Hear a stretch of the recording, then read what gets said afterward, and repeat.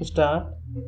मध्य प्रदेश के छतरपुर में बागेश्वर धाम मेडिकल एवं साइंस रिसर्च सेंटर की आधारशिला रखते हुए प्रधानमंत्री नरेंद्र मोदी ने महाकुंभ का उल्लेख करते हुए जिस तरह कुछ विपक्षी नेताओं पर निशाना साधा, उसकी आवश्यकता इसलिए थी क्योंकि कुछ लोग वास्तव में अनावश्यक और अनर्गल टीका टिप्पणी करने में लगे हुए हैं।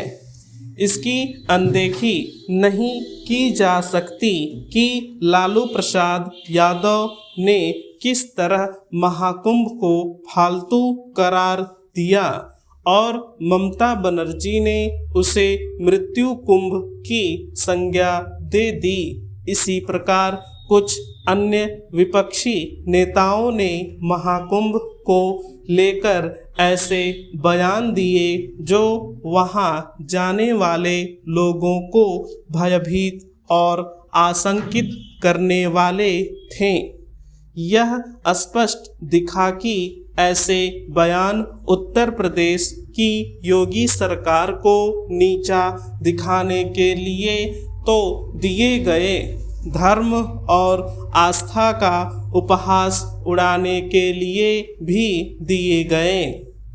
यह समझ आता है कि कुछ तथाकथित प्रगतिशील और सेक्युलर लोगों को आस्था से जुड़ा हर पर्व और परंपरा रास नहीं आती, लेकिन प्रश्न यह है कि क्या वे सभी मतावलंबियों के ऐसे धार्मिक सांस्कृतिक आयोजनों पर उसी तरह की टीका टिप्पणी करते हैं जैसी उन्होंने महाकुंभ को लेकर की।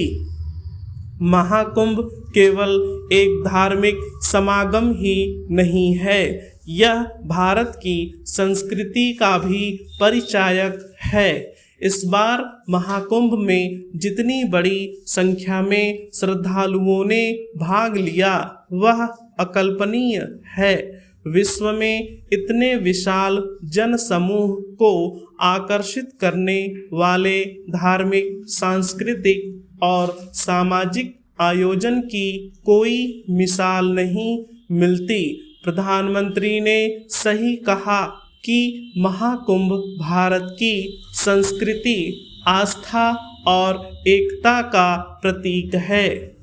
यह ठीक है कि जिस आयोजन में प्रतिदिन 1-2 करोड़ लोगों की भागीदारी होती हो, वहाँ कुछ समस्याएं हो सकती है और वे दिखी भी, लेकिन इसका यह अर्थ नहीं कि इस आयोजन को विफल बताने की कोशिश की जाए अथवा यह कहा जाए कि श्रद्धालुओं को उनके हाल पर छोड़ दिया गया है।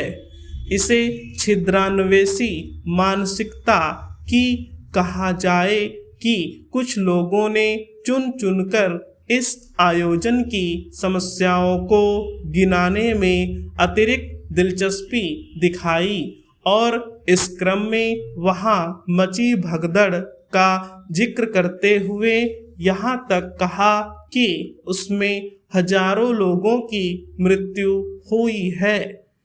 यह गैर जिम्मेदारी के अतिरिक्त और कुछ नहीं। यह अच्छा हुआ कि प्रधानमंत्री ने ऐसे लोगों को कटघरे में खड़ा किया, क्योंकि वे हिंदू आस्था पर जानबूझकर प्रहार ही कर रहे थे।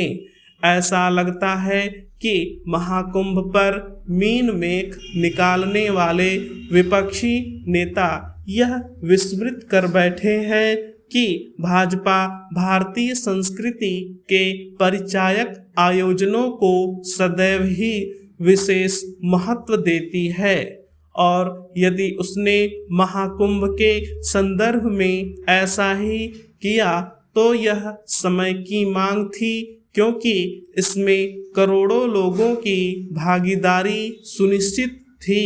अच्छा हो कि विपक्षी नेता यह समझें कि ऐसे आयोजनों पर उनकी बेजा टिप्पणियां उन्हें राजनीतिक रूप से नुकसान ही पहुंचाती हैं।